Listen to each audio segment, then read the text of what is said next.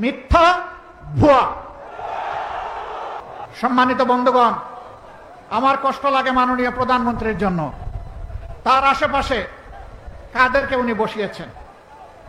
উনি কুমিল্লায় এসে এপিজেড দেন, ফরিদপুরে গিয়ে সয়াবিন তেল দেন, তিনি দিনাজপুরে গিয়ে আম উপহার দেন, সিলেটে গিয়ে ৯ ঘন্টা উপহার দেন, সংসদে গিয়ে প্রাথমিক বিশ্ববিদ্যালয় উপহার দেন, আর কক্সবাজারে এসে বলেন যে বিরোধী দল এই বাজেটে মাদক এবং ধূমপান জাতীয় দ্রব্যের ট্যাক্স বাড়ানো হয়েছে বলে বিরোধী দল তার বিরুদ্ধে প্রতিবাদ করে মিছিল করেছে।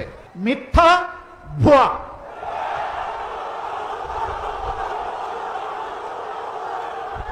বিরোধী দলের কেউ এটা করে নাই। আমার করুণা লাগে। প্রধানমন্ত্রীর এই পদটা রাষ্ট্রীয় পদ, তিনি রাষ্ট্রের প্রধান নির্বাহী। তার দিকে তাকিয়ে বিশ্বের জনগণ বাংলাদেশকে হিসাব করবে। তার মুখ দিয়ে যদি অনবরত এই সমস্ত ভুলভাল কথা বের হতে থাকে, বাংলাদেশ লজ্জিত হবে, ক্ষতিগ্রস্ত হবে। এদেরকে চিহ্নিত করুন। যারা আপনাদেরকে ভুল বুঝাচ্ছে, আপনার সম্মান মানে বাংলাদেশের সম্মান যারা ধ্বংস করছে, এদের ব্যাপারে ব্যবস্থা নিন। নইলে ক্ষতিগ্রস্ত শুধু আপনি হবেন না, গোটা জাতিকে আপনি ক্ষতিগ্রস্ত করবেন। এবারকার বাজেট বিরোধী দল প্রতিক্রিয়া জানাবে, খুবই স্বাভাবিক। এটা গণতন্ত্রের এসেন্স, এটা গণতন্ত্রের সৌন্দর্য। এতে রাগ করার কি আছে? অল্পতে ধৈর্য হারালে 18 কোটি মানুষের দায়িত্ব পালন করবেন কিভাবে? হ্যাঁ, জনগণ সমর্থন দিবে, প্রশংসা করবে। জনগণ যখন দেখবে জন আকাঙ্ক্ষা বাস্তবায়নে আপনি এবং আপনার সরকার আন্তরিক।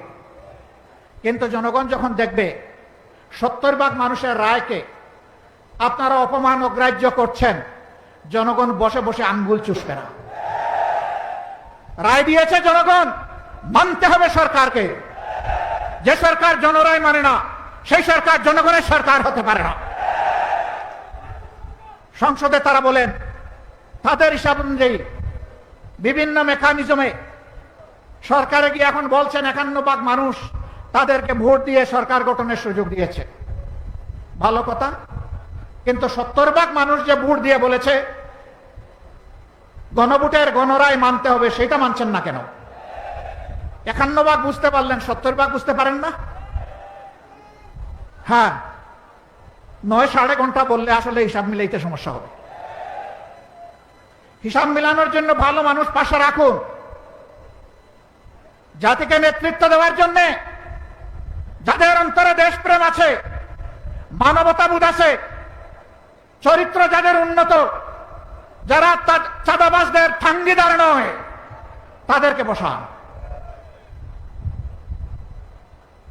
একজন কুখ্যাত ব্যাংক ডাকাত, তার গাড়িতে চড়ে যারা রিসিপশন নেবে, তাদের দ্বারা আপনার সরকার বাংলাদেশের জনগণকে কিছু দিতে পারবে না।